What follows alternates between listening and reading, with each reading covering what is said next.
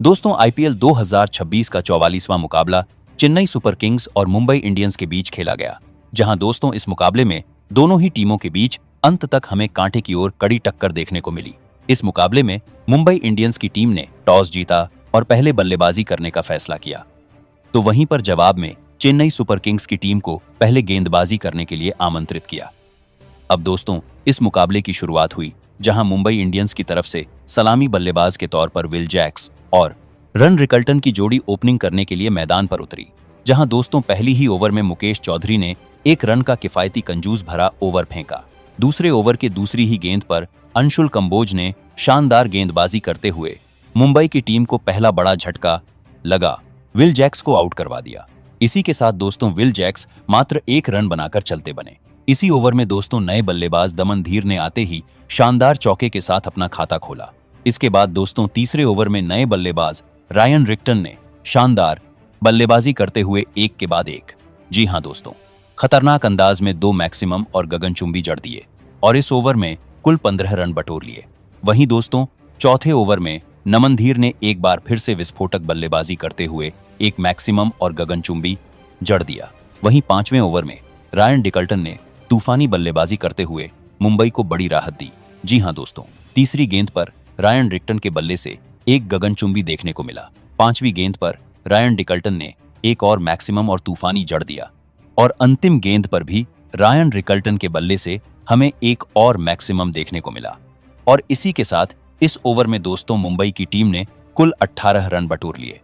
वहीं दोस्तों छठे ओवर में नमदीन ने विस्फोटक बल्लेबाजी करते हुए एक गगनचुंबी जड़ दिया। इस ओवर में दोस्तों यहां पर देखा जाए तो मुंबई ने 10 रन बटोर लिए, यानी कि 6 ओवर के पावर प्ले में मुंबई इंडियंस की टीम एक विकेट के नुकसान पर 57 रन बना चुकी थी, यानी कि ठीक ठाक पावर प्ले चला गया था। लेकिन 7वें ओवर में नूर अहमद ने शानदार गेंदबाजी करते हुए बड़ा विकेट हासिल किया। रायन रिकल्टन को इल पटेल के हाथों कैच आउट करवा दिया। इसी के साथ रायन रिकल्टन 24 गेंदों में 37 रनों की तूफानी पारी खेलकर चलते बने। इसके बाद दोस्तों नए बल्लेबाज सूर्य कुमार यादव ने आते ही शानदार चौके के साथ अपना खाता खोला। 8वें ओवर में नमन धीर के बल्ले से भी हमें एक खूबसूरत चौका देखने को मिला। वहीं पर इसके बाद 10वें ओवर में सूर्य कुमार यादव के बल्ले से एकमात्र चौका देखने को मिला, जहां दोस्तों देखा जाए तो अगले ही ओवर में सूर्य कुमार यादव ने शानदार बल्लेबाजी करते हुए नूर अहमद को एक करारा चौका और उसके बाद एक मैक्सिमम तूफानी लगाकर इस ओवर में 13 रन बटोर लिए। 10 ओवर तक मुंबई का स्कोर 2 विकेट के नुकसान पर 90 रन था, यानी कि ठीक ठाक ही था। लेकिन अब 11वें ओवर में नमन धीर ने शानदार बल्लेबाजी करते हुए बैक टू बैक, जी हां दोस्तों, शानदार तरीके से 2 करारे चौके जड़ दिए। लेकिन इसी ओवर में रामकृष्ण घोष ने शानदार गेंदबाजी करते हुए सूर्य कुमार यादव को डिवाल ब्रेविस के हाथों कैच आउट करवा दिया। इसी के साथ दोस्तों सूर्य कुमार यादव 12 गेंदों में 21 रनों की ताबड़तोड़ पारी खेलकर चलते बने। 12वें ओवर में दोस्तों अब जेमी ओहटन ने किफायती 6 रनों का कंजूस भरा ओवर फेंका। अगले ही ओवर में नूर अहमद ने शानदार गेंदबाजी करते हुए तिलक वर्मा को रुद्रा गायवाड़ के हाथों कैच आउट करवा दिया। इसी के साथ तिलक वर्मा भी 5 रन बनाकर चलते बने।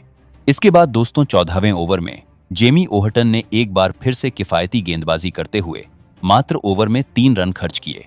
15वें ओवर में हार्दिक पांड्या के बल्ले से एकमात्र चौका देखने को मिला। 15 ओवर में मुंबई का स्कोर 4 विकेट के नुकसान पर 120 रन था, यानी कि मुंबई अब पीछे पछड़ चुकी थी। जहां दोस्तों 16वें ओवर में नूर अहमद ने एक बार फिर से 4 रनों का बेहतरीन ओवर फेंका। अब रन नहीं निकल रहे थे। जहां 17वें ओवर में नमन धीर ने भागकर 2 रन लिए और अपना अर्धशतक भी पूरा कर लिया। इसी ओवर में दोस्तों नमन धीर के बल्ले से हमें एक मैक्सिमम और गगनचुंबी तूफानी देखने को मिला। लेकिन इसी ओवर में जेमी ओहटन ने बाउंस बैक करते हुए नमन धीर को कैच आउट करवा दिया। इसी के साथ नमन धीर 37 गेंदों में 57 रनों की शानदार पारी खेलकर चलते बने। इसके बाद अगली ही ओवर में नए बल्लेबाज रॉबिन मिंस ने शानदार चौके के साथ अपना खाता खोला। लेकिन अगली ही गेंद पर दोस्तों अंशुल कंबोज ने रॉबिन मिंस को भी क्लीन बोल्ड कर दिया। इसी के साथ वह भी मात्र 5 रन बनाकर चलते बने और इस ओवर में अंशुल ने सिर्फ 7 रन खर्च किए। 19वें ओवर में दोस्तों जेमी ओहटन ने एक बार फिर से शानदार गेंदबाजी करते हुए 4 रनों का किफायती ओवर फेंका। 20वें ओवर में हार्दिक पांड्या के बल्ले से एक करारा चौका देखने को मिला। लेकिन इसी ओवर में अंशुल कंबोज ने बेहतरीन गेंदबाजी करते हुए हार्दिक पांड्या को डिवाल ब्रेविस के हाथों कैच आउट करवा दिया। इसी के साथ दोस्तों हार्दिक पांड्या 23 गेंदों में 18 रनों की धीमी पारी खेलकर चलते बने। इसी ओवर में नए बल्लेबाज स्ट्रेंज बोल्ट ने शानदार गगनचुंबी जड़ दिया और इस तरह से 20 ओवर में मुंबई की टीम 7 विकेट के नुकसान पर 169 रन ही बना पाई। दोस्तों कुल मिलाकर देखा जाए तो मुंबई इंडियंस के टीम ने यहां पर चेन्नई सुपर किंग्स के सामने जीत के लिए 160 रनों का टारगेट रखा था।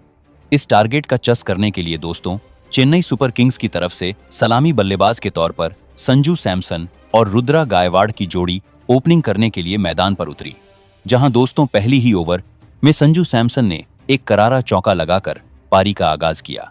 इसके बाद दोस्तों दूसरे ओवर में जसप्रीत बुमराह गेंदबाजी करने के लिए आए, जहां 5वीं गेंद पर संजू सैमसन के बल्ले से हमें एक बाउंड्री देखने को मिली, लेकिन अगली ही गेंद पर जसप्रीत बुमराह ने शानदार गेंदबाजी करते हुए संजू सैमसन को रायन रिक्टन के हाथों कैच आउट करवा दिया। इसी के साथ दोस्तों संजू सैमसन मात्र 11 रनों की पारी खेलकर चलते बने। तीसरे ओवर में ऋतुराज गायकवाड़ के बल्ले से हमें एक खूबसूरत चौका देखने को मिला।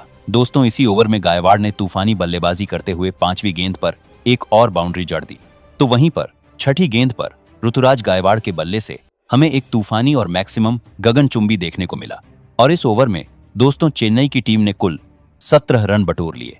इसके बाद चौथे ओवर में नए बल्लेबाज उर्वल पटेल ने भी एक शानदार और करारा चौका जड़ दिया।